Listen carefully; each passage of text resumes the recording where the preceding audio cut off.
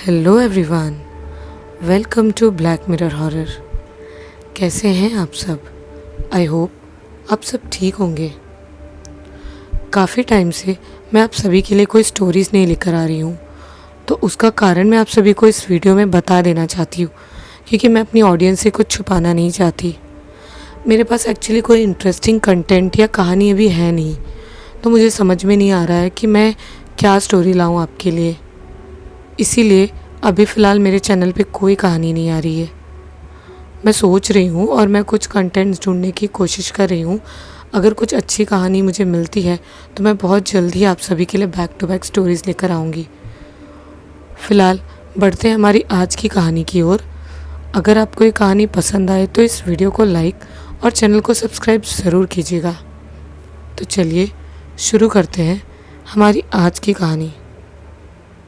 नव्या अपने कमरे के सभी खिड़की, दरवाजे और लाइट बंद करके अंधेरे में अपनी गुड़िया के साथ खेल रही थी। तभी उसके पापा रोशन कमरे में आते हैं और कमरे की लाइट ऑन करके कहते हैं, देखो नव्या बेटा, तुम्हारी नई मम्मी आ गई है। अब तुम्हें इस डॉल को मम्मी नहीं कहना पड़ेगा। पापा, मैंने आपसे कितनी बार कहा है कि मेरी मम्मी को रोशनी पसंद नहीं है। अभी के अभी लाइट बंद करो और मेरी मम्मी मेरे साथ है। मुझे नई मम्मी नहीं चाहिए, क्योंकि ये कोई डॉल नहीं बल्कि मेरी मम्मी है। नव्या गुस्से में कहती है। नव्या बेटा, मेरी बात तो सुनो। रोशन नव्या को समझाने की कोशिश करता है, लेकिन नव्या उसकी कोई बात नहीं सुनती। वो कह रही है कि आप और आंटी अभी के अभी इस कमरे से बाहर चले जाओ, नहीं तो बहुत बुरा होगा। रोशन अपनी नई पत्नी आभा को लेकर कमरे से बाहर चला जाता है। देखा आभा, मैंने तुमसे बताया था ना कि जब से मेरी पहली पत्नी रागिनी घर छोड़कर गई है, तब से मेरी बेटी नव्या का दिमागी संतुलन बिल्कुल बिगड़ गया है। वो दिन भर उसी डॉल के साथ खेलती रहती है और उसे ही अपनी माँ समझती है। आप बिल्कुल फिक्र मत करिए, अब मैं आ गई हूँ ना, अब सब ठीक हो जाएगा। मैं उसे इतना प्यार दूंगी कि उसे अपनी माँ की याद भी नहीं आएगी। आभा उसकी बात का जवाब देती है। नव्या की उम्र अभी सिर्फ 9 साल ही है। वो अपनी दादी के साथ रहती है और जब वो 8 साल की थी, मतलब 1 साल पहले, उसकी माँ रागिनी उसके जन्मदिन पर उसके लिए तोहफा लेने के लिए उसकी मनपसंद डॉल खरीदने मार्केट गई थी। गुड़िया तो घर आ गई, लेकिन उसकी माँ वापस लौट कर नहीं आई। रागिनी कहाँ गई, उसके साथ क्या हुआ, किसी को नहीं पता। लेकिन उसके जाने के 1 हफ्ते बाद एक पार्सल आया था जिसमें बोलने वाली एक डॉल थी। अपनी माँ के इस तरह चले जाने के बाद नव्या का रो रो के बुरा हाल था। उसने खाना पीना सब कुछ बंद कर दिया था। उसे सिर्फ अपनी माँ चाहिए थी, उसके अलावा कुछ नहीं। नव्या की ऐसी हालत देखकर रोशन और उसकी माँ बहुत परेशान थे, क्योंकि उन्हें नहीं पता था कि रागिनी कहाँ गई। रोशन ने उसे ढूंढने की बहुत कोशिश की, लेकिन वो कहीं नहीं मिली। यहाँ तक कि उसने पुलिस में उसकी गुमशुदगी की रिपोर्ट भी दर्ज करवा दी थी, लेकिन 1 साल बीत जाने के बाद भी उसका कुछ पता नहीं चला। जब वो पार्सल आया तब रोशन को लगा वो पार्सल रागिनी ने ही भेजा है, और उस पार्सल में भेजने वाले का जो एड्रेस था, वहाँ पर जाकर उसने पता भी करना चाहा कि वो कौन है। लेकिन जिस जगह वो एड्रेस था, जिस जगह का, जब रोशन वहाँ पहुँचा तो उसे जो पता चला, उससे उसके पैरों तले ज़मीन खिसक गई, क्योंकि उसे बिल्कुल भी उम्मीद नहीं थी कि ऐसा भी कुछ हो सकता है।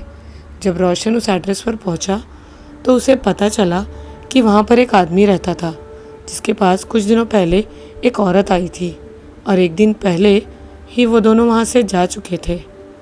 रोशन ने जब थोड़ी और पूछताछ की तो उसे पता चला कि वो औरत कोई और नहीं बल्कि उसकी पत्नी रागिनी ही थी।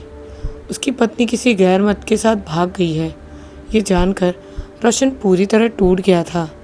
उसने ये बात अपनी माँ से तो बताई, लेकिन अपनी बेटी नव्या से कुछ नहीं बताया। उस दिन से लेकर आज तक रोशन नव्या की उदासी और दुख दूर करने के लिए कुछ भी करने को तैयार था। उसने बहुत कुछ करने की कोशिश की, नव्या रागिनी को भूल जाए, लेकिन वो उसे भूल नहीं पा रही थी। नव्या को माँ का प्यार मिल सके, इसलिए रोशन ने अपनी एक पुरानी दोस्त आभा से शादी करके उसे उसकी माँ बनाकर घर ले आया। आभा भी तलाकशुदा थी, लेकिन उसके बच्चे नहीं थे।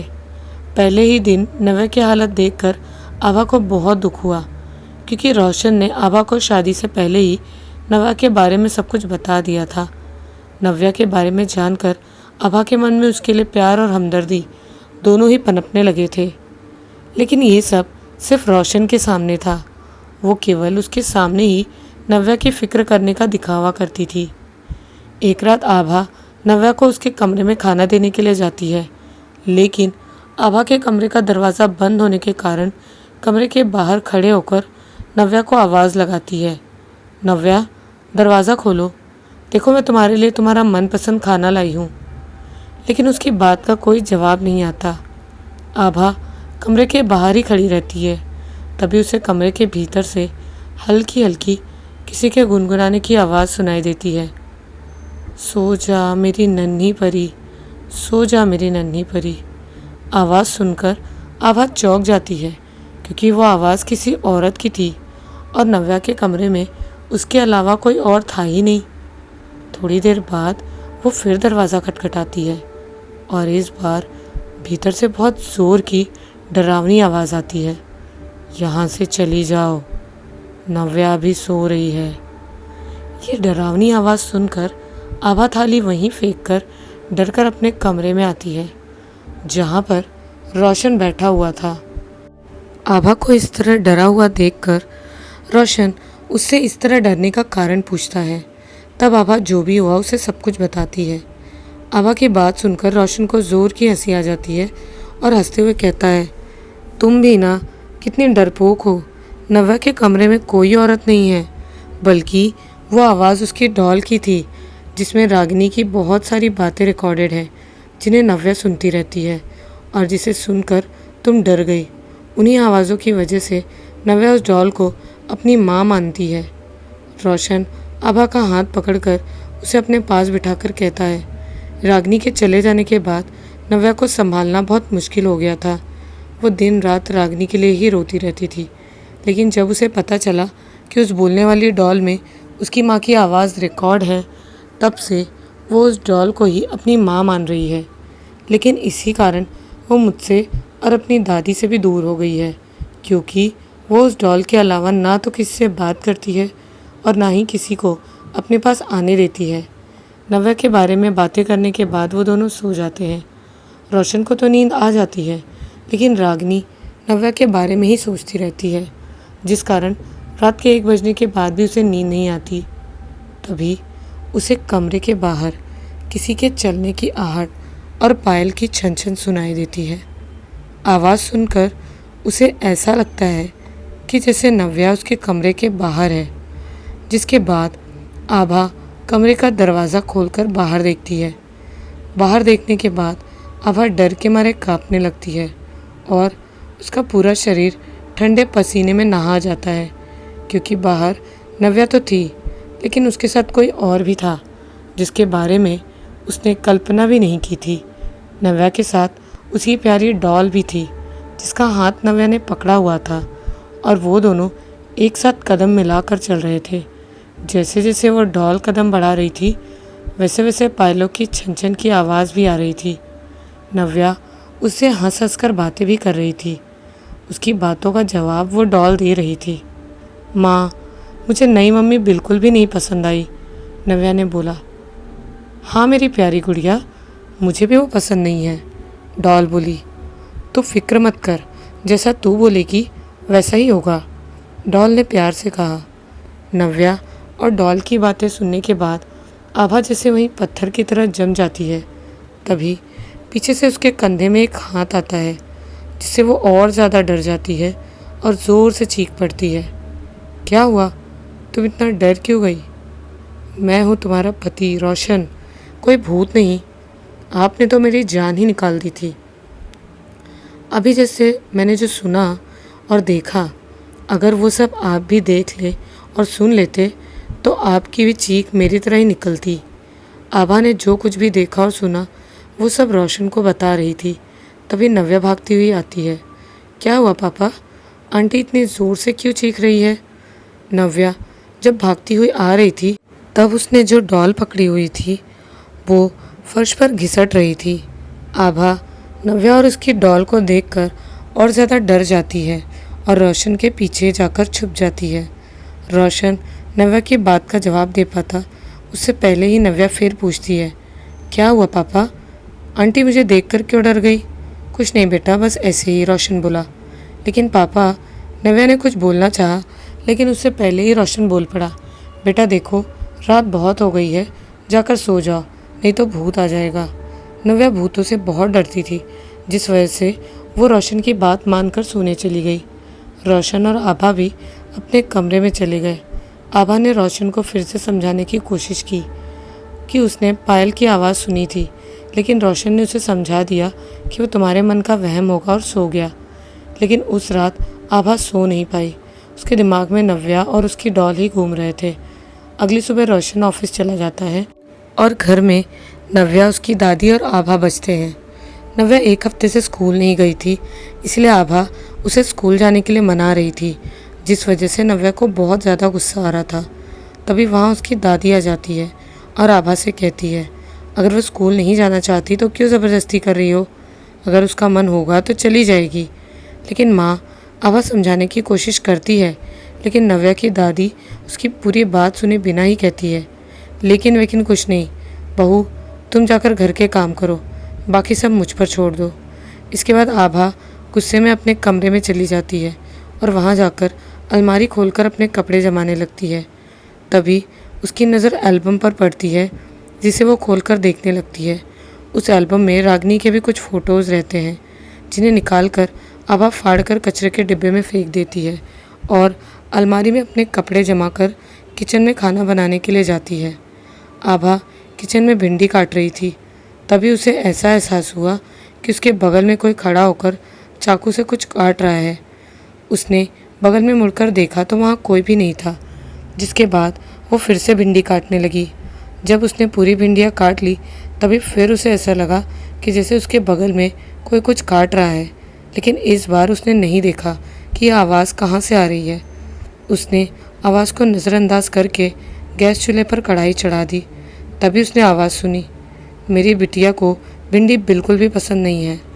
आवाज़ सुनकर आवाज़ चौंक गई और अपने अगल बगल में देखा, जिसके बाद वो और भी ज़्यादा डर गई, क्योंकि उसके बगल में आलू कटे हुए पड़े थे, लेकिन वहाँ कोई भी नहीं था। ये देखकर आभा किचन से बाहर भाग गई। डरी और घबराई आभा चुपचाप अपने कमरे में जाकर बैठ जाती है और अपनी सास के बार बार कहने के बाद भी कमरे से बाहर नहीं आती। शाम को जब रोशन ऑफिस से घर आता है, तब आभा उसे सब कुछ बताने की कोशिश करती है, लेकिन रोशन उसकी बात सुनने की बजाय उस पर बहुत ज़्यादा गुस्सा करता है, क्योंकि आभा के पास जाने से पहले ही रोशन को उसकी माँ ने आभा के बारे में कह दिया था कि उसने ना तो कुछ काम किया और ना ही उसे खाना दिया, बल्कि कमरे में बैठी रही और नव्या से भी गलत व्यवहार किया। रोशन इस तरह का व्यवहार क्यों कर रहा है, आभा समझ नहीं पा रही थी, क्योंकि उसे ये पता ही नहीं था कि उसके पास आने से पहले रोशन अपनी माँ से मिल चुका है। रोशन की माँ आभा को नापसंद करती थी, क्योंकि उनसे बिना बताए ही उससे शादी कर ली थी रोशन ने। केवल इतना ही नहीं, रोशन की पहली शादी से पहले भी आभा ने उससे शादी करने की बहुत कोशिश की थी, लेकिन वो रोशन की माँ ही थी, जिसके कारण आभा रोशन से शादी नहीं कर पाई। लेकिन अब जब रोशन ने आभा से शादी कर ही ली है, तो भी उसकी माँ उसे पसंद नहीं कर रही, उसे अपनी अपना नहीं रही। यही कारण है कि वो उससे इस तरह का व्यवहार कर रही थी। उसी रात आभा जब सोने की कोशिश कर रही थी, तभी उसे ऐसा लगा जैसे उस कचरे के डिब्बे में कोई है, जिसमें उसने रागिनी की फ़ोटोज़ फाड़कर फेंकी थी, क्योंकि उस डिब्बे के अंदर से खड़खड़ाने की आवाज़ आ रही थी। उससे सोचा शायद चूहा होगा, जो थोड़ी देर में निकल कर चला जाएगा। लेकिन जब बहुत देर हो जाने के बाद भी डिब्बे से आवाज़ आना बंद नहीं होती, तब आभा उस डिब्बे के अंदर से चूहे को भगाने के लिए डिब्बे के पास जाती है। लेकिन जैसे ही वो उस डिब्बे के पास पहुंची और झुककर उसके अंदर झांका, वैसे ही उसे ऐसा लगा जैसे उसमें से दो हाथ बाहर निकले और उसे गर्दन से पकड़कर उसे डिब्बे के अंदर खींच रहे हैं, जिसके बाद वो डर कर ज़ोर से चीखती है और पीछे की तरफ गिर जाती है। उसकी चीख सुनकर रोशन की भी नींद खुल जाती है और दौड़कर वो उसके पास जाता है और कहता है, क्या हुआ आभा, तुम इतना डर क्यों गई और यहाँ क्या कर रही हो? रोशन को अपने पास देखकर आभा उससे लिपट जाती है और डब्बे की तरफ इशारा करके कहती है, डब्बे में कोई है, डब्बे में कोई है। आभा की बात सुनकर रोशन उस डब्बे के अंदर देखता है तो उसे उसके अंदर रागनी के फटे हुए फ़ोटोज़ दिखते हैं, जिसे देखने के बाद रोशन को उसकी याद आती है और वो उदास हो जाता है। उदास होने के साथ साथ उसे आभा पर बहुत ज़्यादा गुस्सा आता है, क्योंकि उसे पूरा यकीन था कि यह काम आभा का ही है। और गुस्से से आभा को अपने से दूर करते हुए उसे पूछता है, सच सच बताओ, ऐसा तुमने क्यों किया? आभा सफाई देते हुए कहती है, मैंने ऐसा कुछ भी नहीं किया। लेकिन रोशन अपनी बात पर अड़ा रहता है और गुस्सा होकर छत पर चला जाता है। भले ही रागनी रोशन को छोड़कर चली गई थी, लेकिन वो उससे बहुत ज़्यादा प्यार करता था। यही कारण था कि जब उसने उसके फटे हुए फ़ोटोज़ देखे तो वो बहुत ज़्यादा उदास हो गया था। आभा की चीख नव्या ने भी सुनी थी, जिसके कारण वो भागकर आभा के पास आई और उसकी चीखने का कारण पूछा। लेकिन आभा उसकी बात का जवाब दिए बिना ही रोशन के पास छत में जाने लगती है। आभा सिर्फ 2 ही सीढ़ियाँ चढ़ी थी, तभी किसी ने उसका पैर पकड़कर नीचे खींच दिया और वो सीढ़ियों से फिसल गई। लेकिन उसने रेलिंग पकड़कर खुद को जैसे तैसे संभाल लिया, जिसके बाद वो पीछे मुड़कर देखती है तो वहाँ कोई नहीं रहता। उसे थोड़ा डर तो लगता है, लेकिन वो अपने डर पर काबू करके तुरंत रोशन के पास छत में जाती है और उसे प्यार से मनाने की कोशिश करती है। लेकिन रोशन उसकी इस हरकत से बहुत ज़्यादा गुस्सा था, जिस कारण उसकी बात नहीं सुनता और उसे डांटकर अपने से दूर झटक देता है। रोशन की इस बात से आभा भी नाराज़ हो जाती है और छत से नीचे आ जाती है। तभी उसे नव्या के कमरे से किसी के ज़ोर ज़ोर से रोने की आवाज़ सुनाई देती है और वो कमरे के बाहर रुककर ये समझने की कोशिश करती है कि रोने की आवाज़ किसकी है। तभी रोने की आवाज़ हंसने में बदल जाती है और फिर कमरे से नव्या और एक औरत के बातचीत करने की आवाज़ सुनाई देती है। आभा कमरे की खिड़की से अंदर झांकने की कोशिश करती है कि वहाँ नव्या से कौन बातें कर रहा है, लेकिन खिड़की से जो उसे दिखाई देता है उससे उसके होश उड़ जाते हैं और वो इतना डर जाती है कि उसके मुंह से आवाज़ भी नहीं निकलती। आभा देखती है कि बिस्तर में बैठी नव्या रो रही थी और उसकी डॉल उसके आंसू पोंछ रही थी, जिसके बाद नव्या हंसने लगी और दोनों एक साथ खेलने लगे। ये देखकर आभा डर कर रोशन के पास भागती है।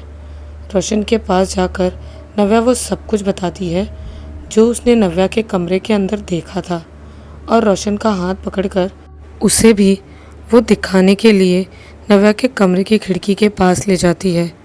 रोशन खिड़की से नव्या के कमरे में झांकता है तो उसे बिस्तर में नव्या सोती हुई दिखाई देती है और उसकी गुड़िया उसके बगल में पड़ी हुई है। ये देखकर रोशन आभा का हाथ पकड़कर गुस्से से अपने कमरे में ले जाता है और कमरे में जाने के बाद उसे कहता है, आभा, जब से तुम आई हो तब से तुम नव्या के डॉल के बारे में न जाने कैसी कैसी बातें कर रही हो। अब अगर तुमने उसके बारे में कुछ भी बोला तो सोच लेना, मुझसे बुरा कोई भी नहीं होगा। रोशन की बात पर आभा को गुस्सा तो बहुत आता है, लेकिन वो उसे कुछ नहीं कहती। अगले कुछ दिनों तक आभा के साथ लगातार ऐसी ही डरावनी घटनाएं होती रहती हैं।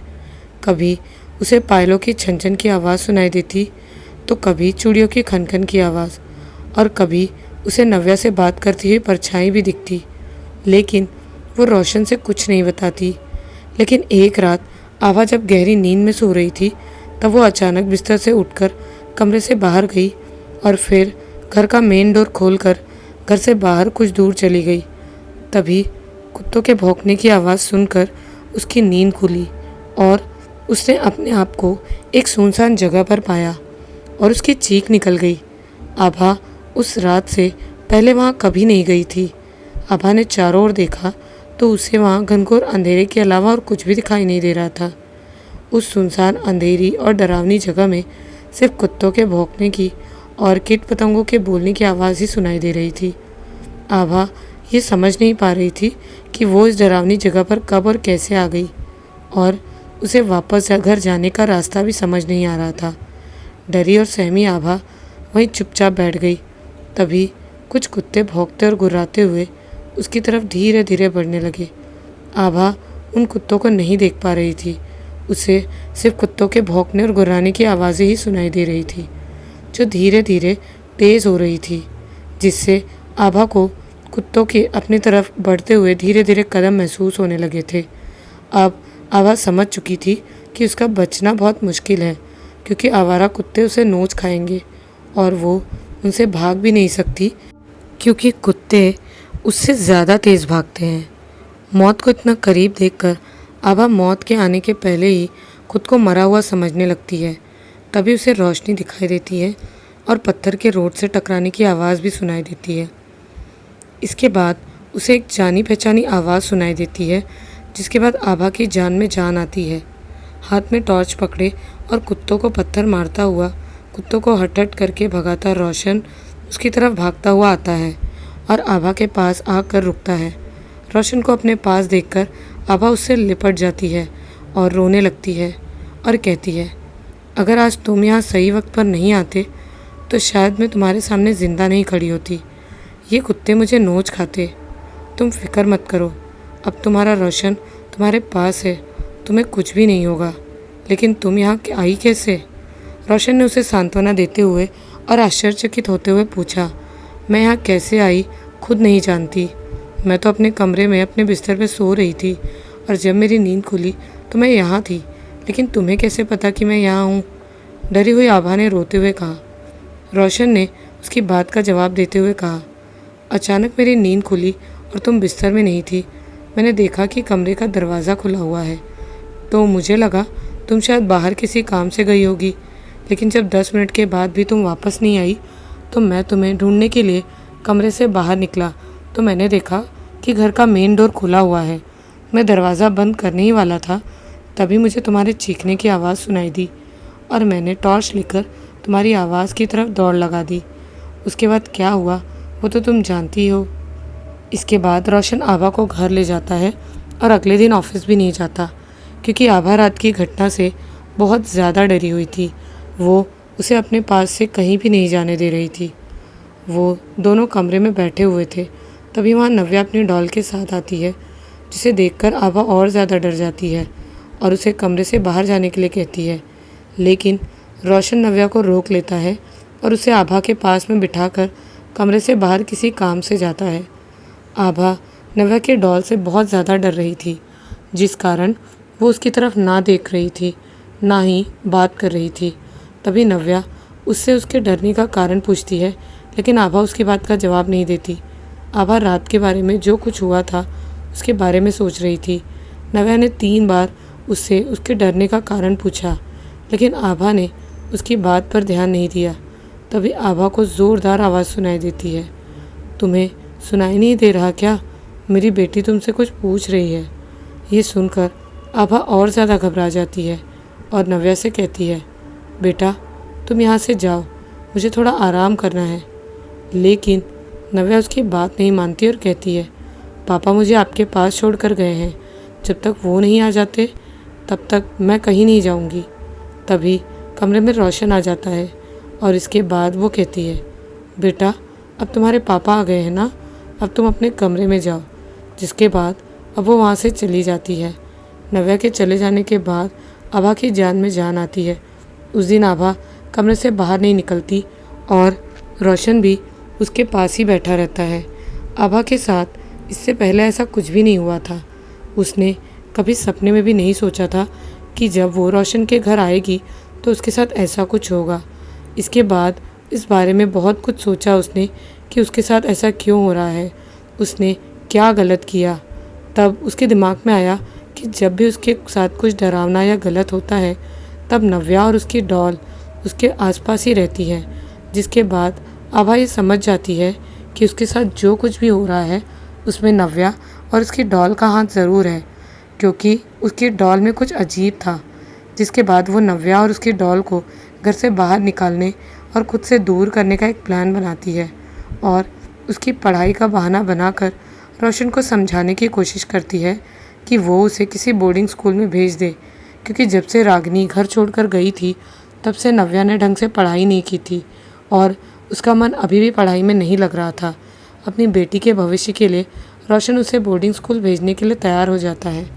भले ही नव्या को बोर्डिंग स्कूल भेजने के लिए रोशन मान जाता है, लेकिन जैसे ही नव्या बोर्डिंग स्कूल का नाम सुनती है वो जाने से तुरंत मना कर देती है। लेकिन रोशन उसे ज़बरदस्ती बोर्डिंग स्कूल भेजने की तैयारी करने लगता है और उसका एडमिशन भी करवा देता है।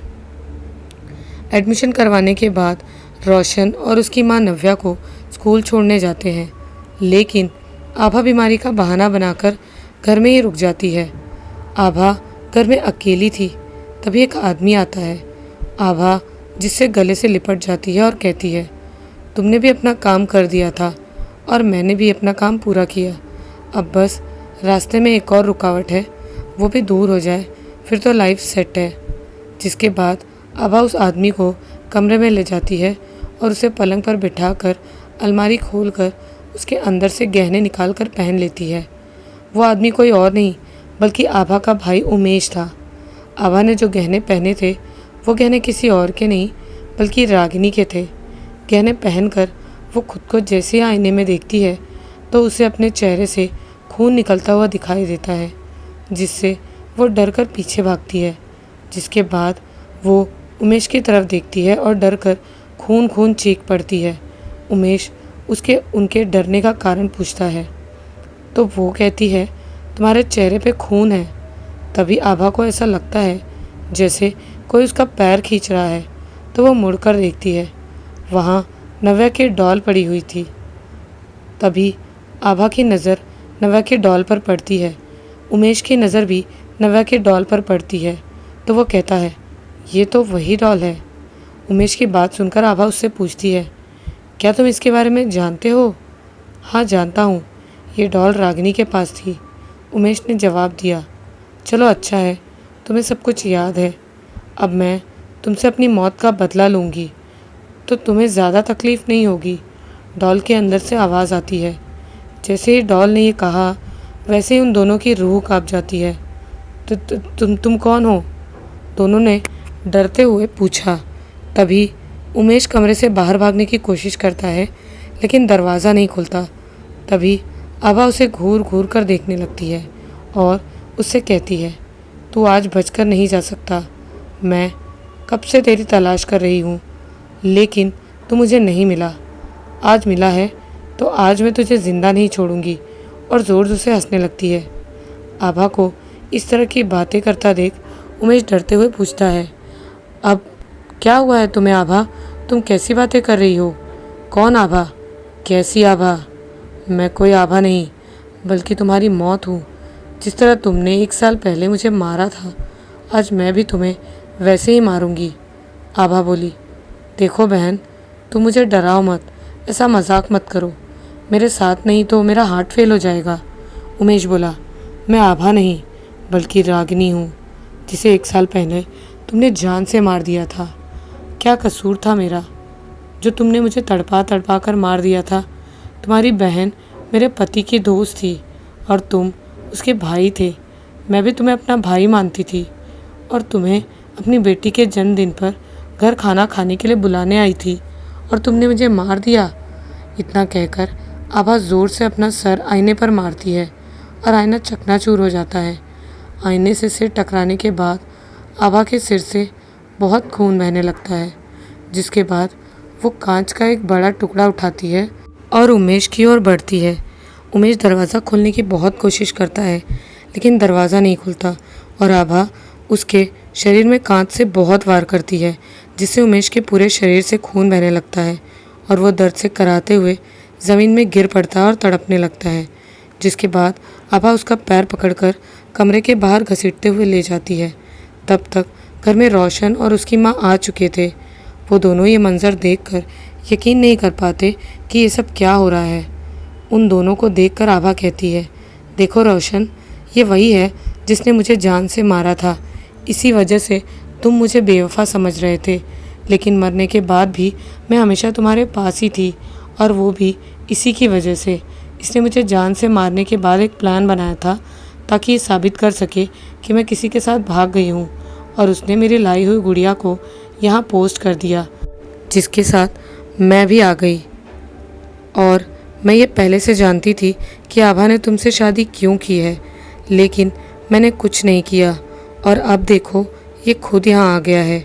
आभा और ये मिलकर तुम्हारी सारी जायदाद हड़पना चाहते थे, इसीलिए उन्होंने सबसे पहले मुझे मारा और फिर नव्या को बोर्डिंग स्कूल भेजने के लिए मनाया, जिसके बाद इन्होंने तुम्हारी माँ को भी मारने का प्लान किया था। इतना कहकर आभा कांच के टुकड़े से उमेश का गला काट देती है और इसके बाद खुद का भी गला काट लेती है और दोनों वहीं तड़प तड़प कर दम तोड़ देते हैं। जब आभा ने उमेश का और खुद का गला काटा तब उसके शरीर के अंदर रागिनी की आत्मा थी, जो उसी दिन घर में आ गई थी जिस दिन वो गुड़िया घर आई थी, और उसी ने आभा को डराया भी था। जब उमेश उसके घर आया तो रागिनी की आत्मा आभा के शरीर पे सवार हो गई और उसने अपनी मौत का बदला ले लिया। तो हमें लालच में कभी किसी का बुरा नहीं करना चाहिए, किसी का घर नहीं बर्बाद करना चाहिए, वरना आपको नहीं पता कि आपसे उस चीज़ का बदला किस रूप में लिया जाएगा। सो बी केयरफुल। तो ये थी रागिनी की बदले की एक खौफनाक कहानी। आपको ये कहानी कैसी लगी हमें कमेंट्स में ज़रूर बताइएगा। मिलती हूँ एक नए वीडियो में कुछ नई और डरावनी कहानियों के साथ। जय श्री राम।